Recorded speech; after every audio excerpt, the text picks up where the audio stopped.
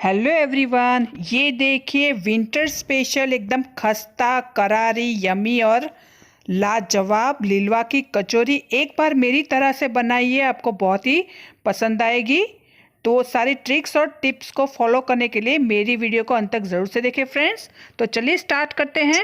तो सबसे पहले कचौरी के लिए आटा गूंथ लेंगे। तो यहाँ मैंने 1 कटोरी मैदा लिया है, उसी के साथ 2 कटोरी गेहूं का आटा ले लेंगे। आप चाहे तो सिर्फ मैदा या फिर सिर्फ गेहूं का आटा ले सकते हैं। उसी के साथ हम स्वाद अनुसार थोड़ा सा नमक डाल देंगे। साथ ही में थोड़ी सी अजवाइन हाथ में मसल कर इस तरह डाल देंगे। अजवाइन डाइजेशन के लिए बहुत ही अच्छी होती है फ्रेंड्स, टेस्ट भी बहुत ही बढ़िया आता है। चलिए अब मोइन डालते हैं। तो यहाँ मैंने लगभग 2 से 3 चम्मच जितना घी ले लिया है। जी हाँ फ्रेंड्स, ये इम्पॉर्टेंट टिप आपको याद रखनी है कि मोइन में घी ही डालना है। इसी से जो कचौरी है वो बहुत ही खस्ता बन के रेडी होती है। तो घी को अच्छे से आटे में मिक्स कर लेंगे। ये देखिए घी आटे में अच्छे से मिक्स हो गया है। तो चलिए डो लगा लेते हैं। तो यहाँ मैंने अभी 1 गिलास इतना पानी लिया है। थोड़ा थोड़ा पानी डाल के हमें पराठे जैसा डो तैयार करना है, यानी कि आटा गूंथना है। ये लीजिए कचौरी के लेयर के लिए आटा हमारा अच्छे से गूंथ के रेडी हो गया है। आप अच्छे से देख सकते हैं। ये देखिए मैं आपको नज़दीक से दिखाती हूँ कि रोटी से थोड़ा सख्त आटा गूंथना है, मतलब पराठे का जैसे हम आटा गूंथते वैसा ही रखना है। तो चलिए अब थोड़ा सा रेस्ट दे देते हैं आटे को, तब तक हम आगे की प्रोसेस में चलते हैं। यहाँ मैंने लगभग 200 ग्राम जितने हरी तुअर के दाने लिए हैं। आप इसे लिलवा भी बोल सकते हैं। गुजरात में खासकर अहमदाबाद में लिलवा की कचौरी बहुत ही फेमस है। सच में अगर आपने इस तरह से कचौरी बना ली फ्रेंड्स, तो मैं गारंटी देती हूँ कि आप हलवाई से कई गुना ज़्यादा बढ़िया और टेस्टी कचौरी घर पे ही बना लेंगे। तो चलिए पहले हम हरी तुअर के दाने को क्रश कर लेते हैं। तो यहाँ मैंने एक चॉपर लिया है, आप चाहे तो चिली कटर में भी क्रश कर सकते हैं। अगर आपके पास टाइम कम हो तो आप मिक्सचर में भी सारे दाने को दरदरे क्रश कर सकते हैं। यहाँ आप अच्छे से देख सकते हैं कि इस तरह से दरदरा हमें क्रश करना है सारे दाने को। लिलवा की कचौरी थोड़ी स्पाइसी ज़्यादा अच्छी लगती है। तो यहाँ मैंने 4 से 5 हरी मिर्च और 2 टुकड़े अदरक के ले लिए हैं, जिसे हम क्रश कर लेंगे चिली कटर में। आप चाहे तो मिक्सचर में भी क्रश कर सकते हैं फ्रेंड्स। ये देखिए अदरक और हरी मिर्च अच्छे से क्रश हो गई है। चलिए अब कचौरी के लिए स्टफिंग तैयार करते हैं। तो एक नॉनस्टिक पैन में मैंने 2 से 3 चम्मच जितना कुकिंग ऑयल ले लिया है। तेल गरम होते ही 1 चम्मच जितना जीरा डालेंगे। साथ ही में 2 से 3 पिंच हींग डाल देंगे। चलिए अब इसमें क्रश किए हुए सारे तुअर के दाने डाल देते हैं। यहाँ मैं थोड़े से काजू और किशमिश डाल रही हूँ। ये बिल्कुल ऑप्शनल है, आपको नहीं पसंद है तो स्किप कर सकते हैं। इससे टेस्ट बहुत ही बढ़िया आता है। स्वाद अनुसार थोड़ा सा नमक डाल देंगे। 1 टीस्पून जितनी हल्दी पाउडर डाल देंगे, मिला लेंगे। क्रश किए हुए अदरक और हरी मिर्च डाल देंगे, इसमें मिला लेंगे अच्छे से।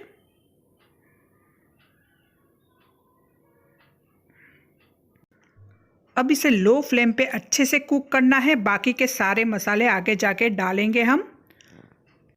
आप यहाँ तुअर के दाने को बॉईल करके भी कचौरी बना सकते हैं, लेकिन उतना अच्छा टेस्ट नहीं आता जितना कच्चे दाने को अच्छे से पकाकर टेस्ट आता है। तो लिड को हम इस तरह से कवर कर लेंगे। चलिए 5 से 7 मिनट के बाद स्टफिंग को चेक कर लेते हैं। थोड़ा सा स्पैचुला चला लेते हैं इस तरह। चलिए फिर से इसे लिड से कवर कर लेते हैं और 10 से 12 मिनट तक और पकाते हैं।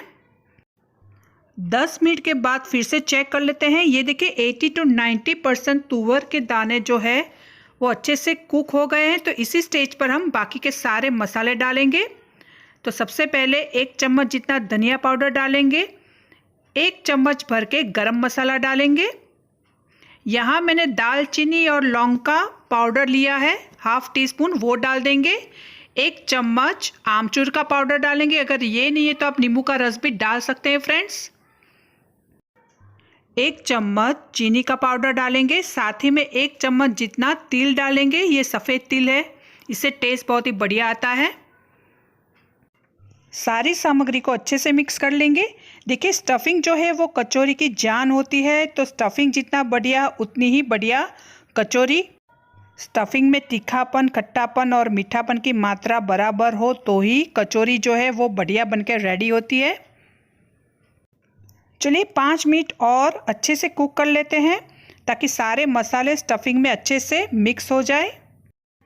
ये देखिए कचौरी के लेयर के लिए जो हमने आटा गूंथ के रखा था वो भी अच्छे से सेट हो गया है। थोड़ा सा हाथ से मसल लेंगे और चिकना कर लेंगे। चलिए आटे में से थोड़ा हिस्सा निकाल कर मीडियम साइज की एक समान लूई तैयार कर लेते हैं।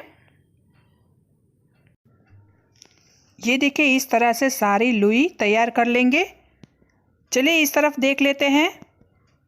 अच्छे से जो स्टफिंग है कचौरी का वो अच्छे से कुक होके रेडी हो गया है। तो इस स्टेज पर हम हरा धनिया डाल देंगे, बारीक कटा हुआ, मिक्स कर देंगे अच्छे से।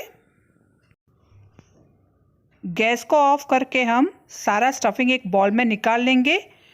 थोड़ी देर ठंडा होने के लिए रख देते हैं। चलिए एक चकला ले लेते हैं। जो हमने लुइयाँ तैयार करके रखी थी आटे की, उसकी पूरी बेल लेते हैं। देखिए ज़्यादा पतली नहीं रखनी है, आप अच्छे से देख सकते हैं, ज़्यादा पतली भी नहीं और ज़्यादा मोटी भी नहीं, मीडियम साइज़ की इस तरह से सारी पूरी बेल लेंगे। ये देखिए मैंने अच्छे से सारी पूरियाँ बेल ली है। चलिए अब मेन प्रोसेस में चलते हैं, वो है कचौरी तैयार करने की प्रोसेस। चलिए सबसे पहले एक पूरी ले लेते हैं, उसमें 1 चम्मच जितना स्टफिंग डालते हैं। अब पूरी को चारों ओर से इस तरह से उठाना है, ये देखिए, और प्लेट्स बनाते जाएंगे। सारी प्लेट्स को अच्छे से फिक्स करके ऊपर की ओर इस तरह से थोड़ा सा खींचेंगे। ये देखिए कचौरी को इस तरह से गोल गोल घुमाते हुए जो आटे का जो बचा हुआ हिस्सा है वो इस तरह से केयरफुली निकाल लेंगे। ऊपर से थोड़ा प्रेस कर लेंगे, ये देखिए इस तरह से। तो इसी तरह हम सारी कचौरियाँ तैयार कर लेंगे। ये देखिए सारी कचौरियाँ मैंने फ्राई करने के लिए रेडी कर ली है। तो चलिए इसे फ्राई कर लेते हैं। इस तरफ मैंने तेल पहले से ही गरम करने के लिए रख दिया था। यहाँ एक और ख़ास बात आपको याद रखनी है फ्रेंड्स कि तेल ज़्यादा गरम नहीं होना चाहिए, मतलब मीडियम से थोड़ा कम गरम हो, तभी इसमें हम कचौरियाँ जो है वो एक एक करके इस तरह से रखते जाएंगे। अगर हाई फ्लेम पे या फिर लो फ्लेम पे कचौरियाँ फ्राई करेंगे तो वो खस्तापन नहीं आता है कचौरियाँ में। तो इसे लो फ्लेम पे ही हम फ्राई करेंगे। लो फ्लेम पे ही उलटते पलटते गोल्डन ब्राउन कलर आने तक कचौरियाँ फ्राई कर लेंगे अच्छे से।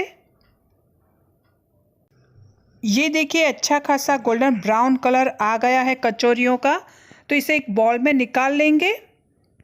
इतनी खस्ता और माउथ वाटरिंग बनी है कि मैं आपको क्या बताऊं, ये तो जब आप बनाएंगे तभी पता चलेगा फ्रेंड्स। इसे आप तीखी और मीठी चटनी के साथ सर्व कर सकते हैं। तो फिर देर किस बात की, इस विंटर में आप भी इसी तरह लिलवा की कचौरी बनाइए और मुझे कमेंट करके बताएं कि कैसी बनी। तो मिलते हैं फिर कोई अगली नई रेसिपी के साथ, तब तक के लिए गुड बाय।